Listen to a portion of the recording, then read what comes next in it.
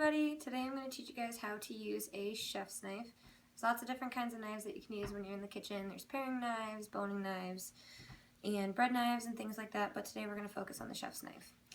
The first things first, you want to make sure that you have a sharp knife. If you have a dull knife like this one, if you look at the blade, it's all beveled and it's a little wobbly and things like that. This is going to cause some issues when you're cutting. It's going to make things a lot more difficult to cut. For example, it's really hard to get through a simple piece of celery. Okay? It's also going to cause your knife to wobble when you're trying to cut it because it's not cutting straight down. Now, if you look at this knife, the edge is completely straight. It's nice and sharp, and it's one straight flat line. Okay? And then this goes right through whatever you're trying to cut. It's actually a lot more dangerous to cut with a dull knife than it is a sharp knife because it's, again, a lot harder to cut. Okay?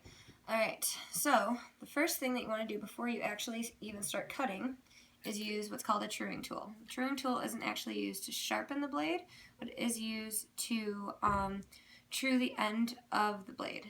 Now, if you look closely, you might be able to see that the very tip of this is kind of curving to the side a little bit.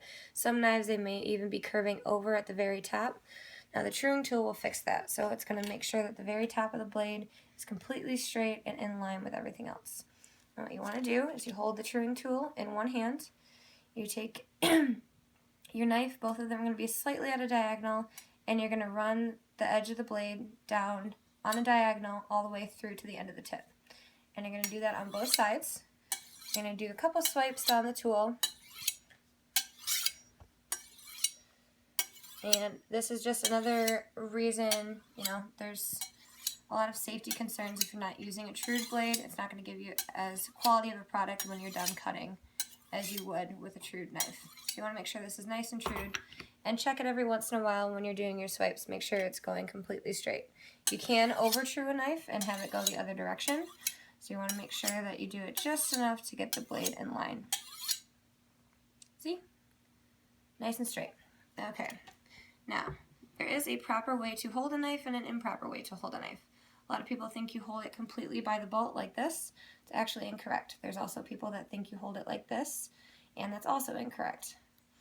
The reason why is because if you're holding it all the way at the end like this, you don't have as much control over where you're placing the knife. It's kind of getting all wonky, and when you're in the kitchen, you want to make sure everything that you're cutting, for the most part, is uniform.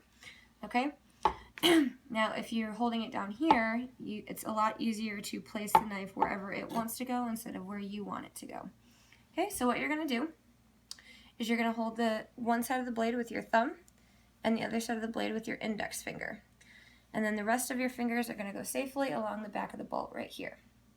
Okay, this is going to give you a lot more control over what you're doing. You get to place the knife wherever you want it to go, and it follows because you have connection with the actual blade. Alright, now when you start to cut, you want to make sure that you start with the tip of the knife on the cutting board, and you're going to rock it all the way back into whatever you're cutting so the entire knife goes onto the cutting board. When you go to lift it back up, you're going to rock it the same kind of motion all the way back up, but look at how the knife keeps in constant contact with the cutting board. You want to make sure that's happening. You never want to cut through something and lift it back up like this. That's a recipe to get your fingers cut. It's a recipe for a lot of unsafe things to happen. So you want to make sure that your knife is staying in complete contact with the cutting board, and you just repeat that rocking motion the entire time you're cutting. Okay? And if you look at the pieces we have here, they're a lot more uniform than what I cut with an untrued blade and things like that. They're a lot more uniform. It's a lot easier to control. Get this out of the way. Alright, now there's also a way to prevent you from cutting your fingers off. I don't know about you guys, but I like my fingers where they're at. So, what you want to do is you want to hold whatever you're cutting with your fingers like this. They're going to be slightly curved over and stay flat on the cutting board.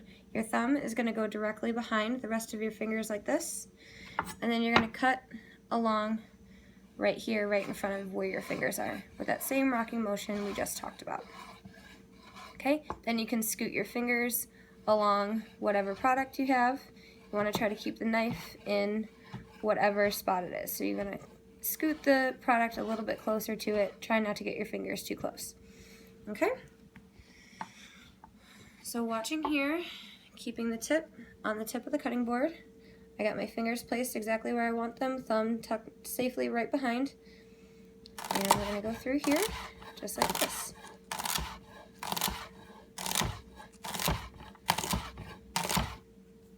Now you do want to clean the edge of your blade, making sure that it's not, not dirty so you're not cutting the other pieces into smaller pieces. Okay?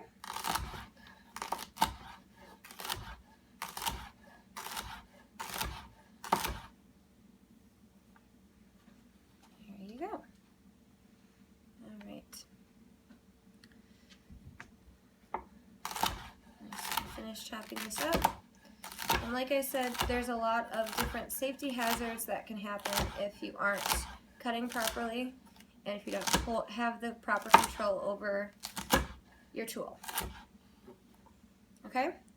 Now, what you're going to do next is you're going to put the knife back where it's supposed to go. Now, in a busy kitchen, on a busy Saturday night, you got lots of people moving back and forth with hot pans and sharp knives and different pieces of equipment and everything like that. You want to make sure you're staying in communication with the people that you're working with. So if you're walking behind somebody that's doing prep work at a counter and you're holding a knife, you want to make sure that you try and say loudly, "Knife behind." It'll make sure that they know that you're standing there, you're walking past them with a sharp knife. They can try to get out of the way or make sure that they are staying safe as they possibly can. Okay?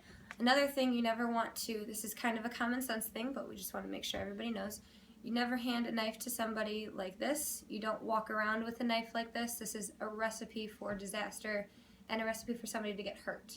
Okay, so what you want to do is you want to make sure that you're holding the knife down, and it's going to be completely down at your side, like this, as you're walking. You can hold everything else in one hand. You have to make multiple trips if you need to, but it's going to make a lot safer work environment and a lot less trips to the hospital.